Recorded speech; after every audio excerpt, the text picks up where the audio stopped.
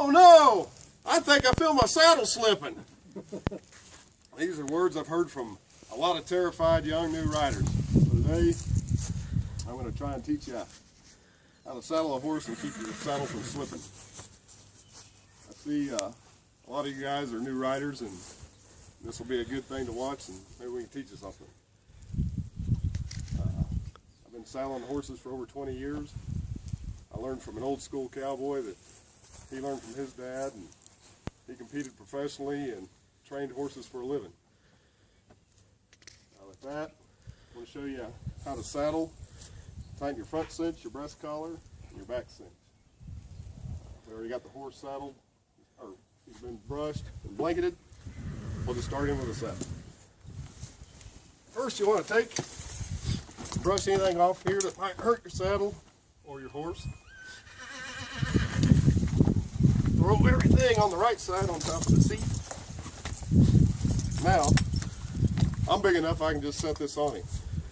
But for some of you more vertically challenged people, you might want to use what we call the whip technique, where you'll swing it and use your knee to throw it on there. But whatever you do, you want to set it down gentle on his back.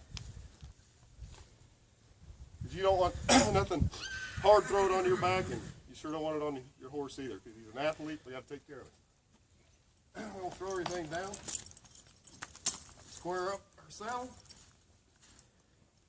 with our pads. Make sure it's centered left or right. If you shake your saddle, it'll naturally fall into place. Everything you do on the left, you'll do on the right. Come around, square up our blankets underneath. Make sure everything's out from under the saddle.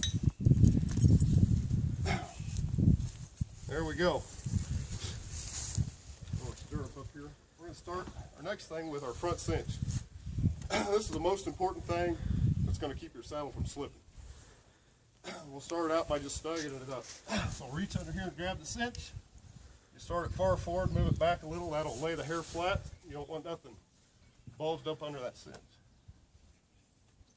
We'll take our latigo and run it through here. And we'll make 2 wraps. Back up to the D-ring. Back down, ring on the cinch, snug it up. And at this point, this is where my friends, they like to buckle it. I learned from an old school guy, you always tie them. So that's how I'm going to teach you to tie. This is called the Texas T-tie. You'll still have the same 2 wraps. You'll go back through your D-ring,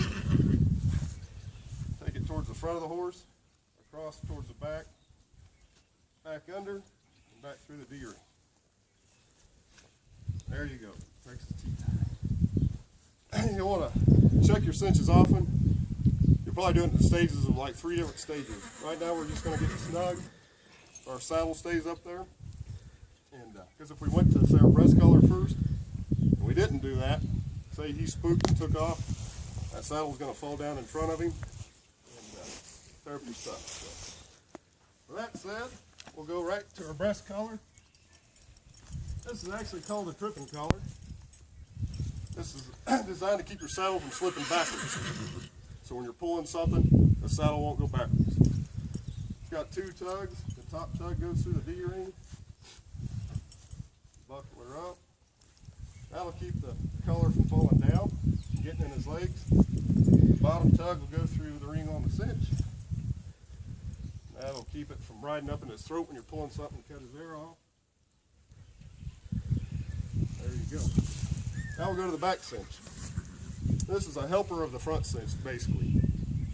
It just kind of helps keep the saddles from slipping a little bit, but also if you've got something roped, all your pressure's here on the front, but if you got this snugged up, it'll equal out the pressure. Snug that up. There you have it. Hopefully with these steps, saddling, the front cinch, breast collar, and the back cinch, you guys will be able to ride safe and confident and not have any terrifying experiences. Thank you. That's pretty good. I have much more to do, but she kept